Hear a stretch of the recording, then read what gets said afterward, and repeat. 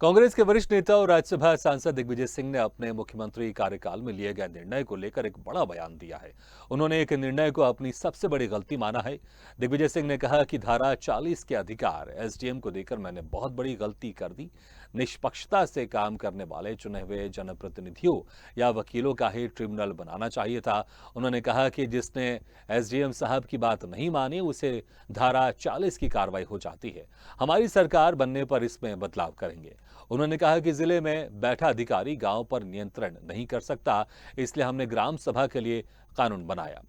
ग्राम समितियां बनाए, निर्णय लेने का अधिकार जनप्रतिनिधियों को दिए। लेकिन आज सारा पंचायती राज शासकीय अधिकारी तंत्र से चल रहा है।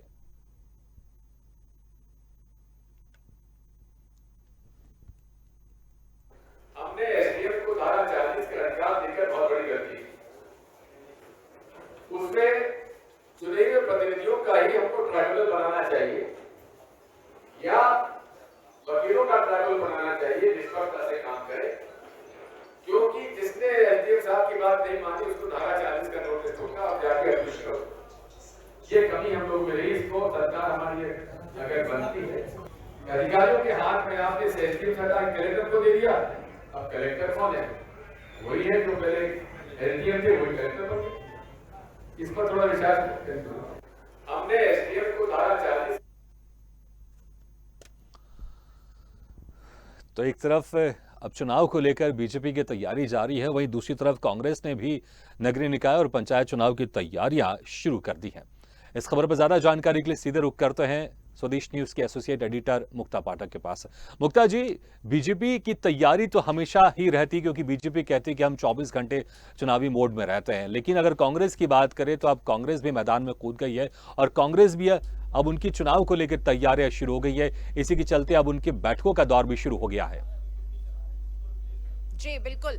देखिए, आज जिस तरह से पंचायत चुनाव और नगरीय निकाय चुनाव को लेकर जो है कांग्रेस जो है आज एकजुट हुई, वहां पे सारे जो है बड़े नेता, वरिष्ठ नेता कांग्रेस ऑफिस में थे। और जिस तरह से कमलनाथ और दोनों पूर्व मुख्यमंत्री कमलनाथ और दिग्विजय सिंह दोनों ने कोशिश करी अपने कार्यकर्ताओं को एक बार बूस्ट करने के लिए, एक बार और से फिर एक्टिव करने के लिए। जैसे कमलनाथ ने ये सीधा सीधा कहा कि हमारा जो कांग्रेस का जो उनको कांग्रेस को जो है बीजेपी संगठन से भी जो है उनको ध्यान देना पड़ेगा, क्योंकि जो बीजेपी का संगठन है, जिस तरह का उसमें वहां पे काम होता है, उस पे जो है कांग्रेस को ध्यान देना पड़ेगा। और कमलनाथ ने कार्यकर्ताओं को ये भी कहा कि जनता तक जो कांग्रेस की बातें हैं, कांग्रेस ने जो काम किया है, जो 1.5 साल की सरकार जब कांग्रेस की रही उसमें जो काम हुए, जो योजनाएं हुई, वो सब जो है जनता तक नहीं पहुंची। तो कहीं ना कहीं कांग्रेस की जो बातें हैं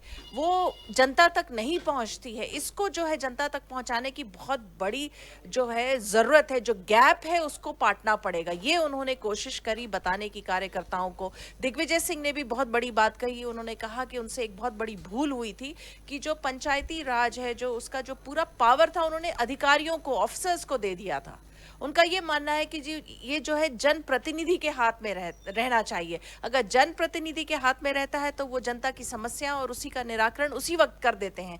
तो डिसेंट्रलाइजेशन की भी बात उन्होंने कही। तो इस तरह से अगर हम देखें तो दोनों पूर्व मुख्यमंत्री कमलनाथ और दिग्विजय सिंह ने कार्यकर्ताओं को एक्टिवेट करने की, बूस्ट करने की पूरी कोशिश की। और अब जिस तरह से बीजेपी में तो लगातार देखते आ रहे हैं, पिछले हम लोग कई हफ्ते से देख रहे हैं कि बीजेपी में सीरीज ऑफ जो है मीटिंग्स चलती है और उनकी मीटिंग्स तो दिन भर चलती है। अलग अलग प्रकोष्ठ की, अलग अलग लोगों की मीटिंग लगातार चलती है और वो कई दिन तक चलती है। कांग्रेस भी लेकिन अब उस मोड में आ रही है, एक्टिव मोड में आ रही है। बिल्कुल एक्टिव मोड में आ रही है। और शायद यही कारण है कि जिस तरह से जिक्र किया गया कि बीजेपी अक्सर लाख दावे कर दे कि कांग्रेस खत्म हो गई, लेकिन पूजा के स्थान, फूल और कांग्रेस के कार्यकर्ता हमेशा हर जगह दिखाई देते। कहीं ना कहीं अपने कार्यकर्ताओं को ये उनका मोराल बूस्ट करने के लिए एक बयान दिया गया है। लेकिन अगर हम मुद्दों की बात करें, क्योंकि बस अब कुछ ही समय बाकी है, उसके बाद फिर पंचायत चुनाव और नगरीय निकाय चुनाव शुरू हो जाएंगे। अगर मुद्दों की बात करें, ये मुद्दा तो जरूर छाएगा, क्योंकि कांग्रेस ये आरोप लगाएगी कि ओबीसी को जितना प्रतिशत आरक्षण मिलना था उतना नहीं मिला है। और कहीं ना कहीं जो बीजेपी की सरकार है वो भी ये कहेगी कि कांग्रेस ने तो 0 कर दिया था आरक्षण, लेकिन हम कोर्ट में जाकर हम आरक्षण लेकर आ गए हैं। इसके अलावा जो और कौन कौन से मुद्दे हैं जो इस चुनाव में छाए रहेंगे?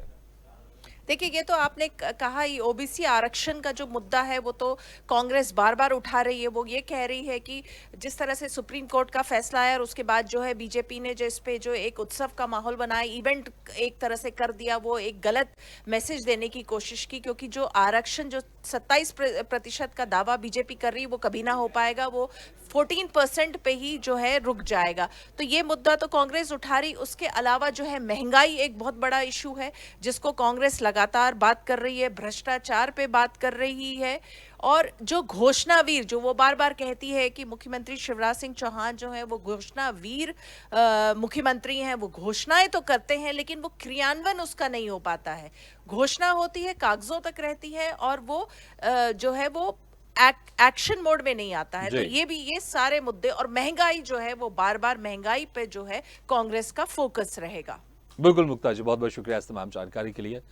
तो अब बीजेपी के साथ कांग्रेस भी एक्शन मोड में आ गई है और इसी के चलते अब कांग्रेस की तरफ से भी प्रकोष्ठ की बैठकों का दौर और सिलसिला शुरू हो गया है, क्योंकि कांग्रेस के पास जो है अभी विपक्ष में है तो सरकार को घेरने के लिए तमाम मुद्दे हैं, लेकिन देखना होगा कि जब चुनाव की शुरुआत होगी तो किस तरह से कांग्रेस इन मुद्दों को एड्रेस कर पाती है और लोगों का भरोसा जीत पाती है कि अगर पंचायत और नगरीय निकाय चुनाव में कांग्रेस की जीत होती है तो जो समस्याएं कांग्रेस गिनाएगी उससे जनता को कितनी राहत दिला पाएगी।